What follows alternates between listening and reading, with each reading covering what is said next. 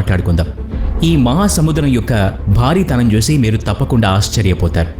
ఆ మహాసముద్రం ఏది, దాని భారీతనం ఏంటి అనేది ఈ వీడియోలో తెలుసుకుందాం. మరింకెందుకు ఆలస్యం, లెట్స్ స్టార్ట్ టుడేస్ ఎపిసోడ్. అన్ని ఖండాల్ని చుట్టుముట్టు ఉన్నది ఒకే మహాసముద్రం అయినప్పటికీ మన సౌలభ్యం కోసం మన పూర్వీకులు విభజించి వాటికి వేర్వేరు పేర్లను పెట్టారు. వేర్వేరు ప్రాంతాలని బట్టి ఆ మహాసముద్రాన్ని 4 భాగాలుగా విభజించి అట్లాంటిక్, ఆర్కిటిక్, హిందూ మరియు పసిఫిక్ మహాసముద్రం అనే పేర్లు పెట్టారు. ఇందులో పసిఫిక్ మహాసముద్రం చాలా పెద్దది. మనం దీని భారీతనం గురించే తెలుసుకోబోతున్నాం. పెరు మరియు చిలీ మధ్య ఈ సముద్రపు అడుగు భాగంలో భూమి గుండా ఒక సొరంగం ఎదురుగా అవతల వైపుకు తవ్వితే మనం వియత్నాం మరియు తైవాన్ సమీపంలోని పసిఫిక్ మహాసముద్రంలో నుండే బయటకొస్తాం. భూమి గుండ్రంగా ఉంటుంది కాబట్టి దీని ఉపరితలంపై వ్యతిరేక దిశలో అంటే ఎదురెదురుగా ఉండే స్పాట్స్ని యాంటీపోడ్స్ అంటారు. పసిఫిక్ మహాసముద్రం చాలా పెద్దది కాబట్టి దీనికి చాలా యాంటీపోడ్స్ ఉంటాయి. కానీ దీని భారీతనాన్ని అంచనా వేయడానికి ఇది ఒక మార్గం మాత్రమే. భూమి యొక్క చుట్టుకొలత 40,000 కిలోమీటర్లు. అంటే భూమిని చుట్టూ తిరిగి అదే ప్రదేశానికి చేరుకోవడానికి విమానం 40,000 కిలోమీటర్లు ప్రయాణించాల్సి ఉంటుంది. పసిఫిక్ మహాసముద్రంలో చాలా స్పాట్స్ ఉన్నాయి. వాటి మధ్య దూరం భూమికి చుట్టుకొలతలో సగం ఉంటుంది. అంటే దాదాపు 20,000 కిలోమీటర్లు. ఇండోనేషియా మరియు కొలంబియా మధ్య ఉన్న ఈ దూరం పసిఫిక్ మహాసముద్రంలో అతి పొడవైన భాగం. అంటే వీటి మధ్య దూరం దాదాపు 20,000 కిలోమీటర్ల పైనే ఉంటుంది. పరిశోధకులు ఈ ప్రాంతంలో మొత్తం 5 చంద్రులను అమర్చగా ఇంకా చాలా ప్రదేశం మిగిలే ఉంటుందని చెప్పారు. ఇది వింటే మీకు ఆశ్చర్యంగా ఉంది కదూ. మనం మొత్తం సముద్రాన్ని ఒకేసారి చూడలేము అనే వాస్తవం ద్వారా పసిఫిక్ మహాసముద్రం యొక్క భారీతనాన్ని మీరు ఊహించవచ్చు. ఒక షిప్ నుండి పసిఫిక్ మహాసముద్రం పరిమాణాన్ని ఊహించడం సాధ్యం కాని పని. ఎందుకంటే మన కళ్ళతో భూమిపై హారిజోన్గా ఉన్న ప్రాంతాన్ని మాత్రమే చూడగలం. ఈ హారిజోన్ కర్వ్గా ఉంటుంది కాబట్టి మనం చాలా దూరం వరకు చూడలేం. అందుకే మనం ఎంత దూరం చూసినా కూడా ఆకాశం మరియు సముద్రం ఒకదానికొకటి కలిసిపోయినట్టుగా కనిపిస్తాయి. 6 అడుగుల ఎత్తు ఉన్న వ్యక్తి సముద్రంలో కేవలం 5 కిలోమీటర్ల వరకు మాత్రమే చూడగలరు. అంతకన్నా ఎక్కువ దూరం చూడాలి అంటే ఒక ఎత్తైన ప్రదేశానికి వెళ్ళాలి. విమానంలో నుండి మౌంట్ ఎవరెస్ట్తో సమానమైన ఎత్తు నుండి పసిఫిక్ మహాసముద్రాన్ని చూసినప్పటికీ మనం 3,700 కిలోమీటర్ల వరకు మాత్రమే చూడగలం. కాబట్టి విమానం నుండి కూడా పసిఫిక్ మహాసముద్రం మొత్తం ఒకేసారి చూడలేం. నిజం చెప్పాలంటే 400 కిలోమీటర్ల దూరంలోని కక్షలో ఉన్న అంతర్జాతీయ అంతరిక్ష కేంద్రం నుండి కూడా మనం పసిఫిక్ మహాసముద్రం పూర్తిగా చూడలేం.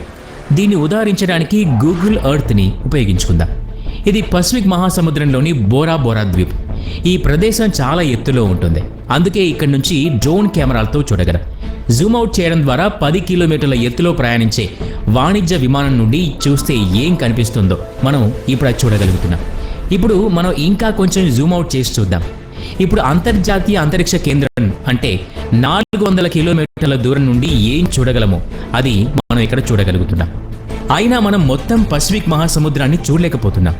ఇంకా జూమ్అవుట్ చేసి మనం 10,000 టైమ్స్ దూరంగా పైకి వెళ్తే అది మనం గూగుల్ ఎర్త్లో జూమ్అవుట్ చేయగల గరిష్ట పాయింట్.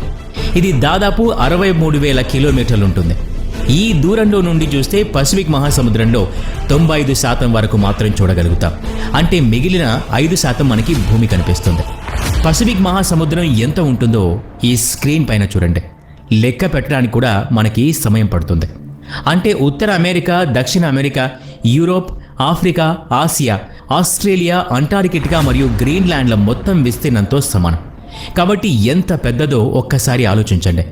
పసిఫిక్ మహాసముద్రం యొక్క మొత్తం వైశాల్యం 165 మిలియన్ కిలోమీటర్లు స్క్వేర్ 2 అయితే మిగిలిన మొత్తం భూమి యొక్క వైశాల్యం 140 మిలియన్ కిలోమీటర్లు స్క్వేర్ 2 మాత్రమే. అంటే పసిఫిక్ మహాసముద్రం లోపల భూమి, పర్వతాలు, ఎడారులు మరియు అడవులన్నింటినీ సులభంగా అమర్చవచ్చు. అయినా కూడా భారతదేశం వంటి 8 దేశాల్ని అమర్చగలిగే ప్రదేశం ఇంకా మిగిలే ఉంటుంది. మీకు గుర్తుంది కదా, మనం 4 మహాసముద్రాల్లో ఒక్క పసిఫిక్ మహాసముద్రం గురించే మాట్లాడుకుంటున్నాం. ఖండాలకు బదులుగా మనం మన పొరుగు గ్రహమైన మార్స్ని ఉదాహరణగా తీసుకుందాం. మార్స్ యొక్క మొత్తం వైశాల్యం ఎంత అంటే 148 మిలియన్ కిలోమీటర్ స్క్వేర్ 2. పసిఫిక్ మహాసముద్రంలో ఉన్న నీటిని అంగారక గ్రహంతో పోల్చినట్లయితే అంగారక గ్రహం మొత్తం, దానిలో ఉండే పర్వతాలు మరియు క్రేటర్లతో సహా నీటికి వందల అడుగుల దిగువన మునిగిపోతుంది. ఇప్పటి వరకు మనం పసిఫిక్ మహాసముద్రం ఉపరితలం గురించే మాట్లాడుకుంటున్నాం. అయితే దీని ఉపరితలం ఎంత పెద్దగా ఉందో ఆ లోతు కూడా అంతే ఉంటుంది. పసిఫిక్ మహాసముద్రంలో ఛాలెంజ్ డీప్ ట్రెంచ్ అని పిలువబడే పాయింట్ అన్నిటికన్నా చాలా లోతైన పాయింట్. ఇది సముద్ర ఉపరితలం నుండి 11 కిలోమీటర్ల లోతు ఉంటుంది. ఇది ఒక్కటే కాదు, పసిఫిక్ మహాసముద్రంలో మరో 3 ట్రెంచ్లు కందకాలున్నాయి. వీటి లోతు 10 కిలోమీటర్ల కంటే ఎక్కువ. అవి టోంగా ట్రెంచ్, ఫిలిప్పీన్ ట్రెంచ్ మరియు క్యురిల్ కముచెట్కా ట్రెంచ్. పసిఫిక్ మహాసముద్రం గురించి ఎన్నో ఆశ్చర్యకరమైన వాస్తవాలు ఉన్నాయని మీకు తెలుసు. ఇప్పుడు మీకు అందులో కొన్నిటి గురించి చెప్పబోతున్నాం. 509 సంవత్సరాల క్రితం పోర్చుగీస్ అన్వేషణలో ఫెర్డినాండ్ మెగలాన్ పసిఫిక్ మహాసముద్రం మీదుగా ప్రయాణించాడు. అప్పుడే అతను దీనికి పసిఫిక్ అని పేరు పెట్టాడు. దీని అర్థం పీస్ఫుల్ సీ అని. ప్రతి సంవత్సరం పసిఫిక్ మహాసముద్రం సింక్ అవ్వడానికి, కుంచుకుపోవడానికి ప్రధాన కారణం నీటి అడుగున ఉన్న టెక్టోనిక్ ప్లేట్ల కదలిక. కానీ మంచి విషయం ఏంటంటే ఇది ఎంతగా కుంచుకుపోతుందో అదే వేగంతో అట్లాంటిక్ మహాసముద్రం పెరుగుతోంది. చాలా భూకంపాలు మరియు సునామీలు పసిఫిక్ మహాసముద్రం దిగువన ఉన్న టెక్టోనిక్ ప్లేట్స్ వల్లే సంభవిస్తూ ఉంటాయి. చాలా శక్తివంతమైన అగ్నిపర్వతాలు పసిఫిక్ మహాసముద్రం దిగువన కూడా ఉన్నాయి.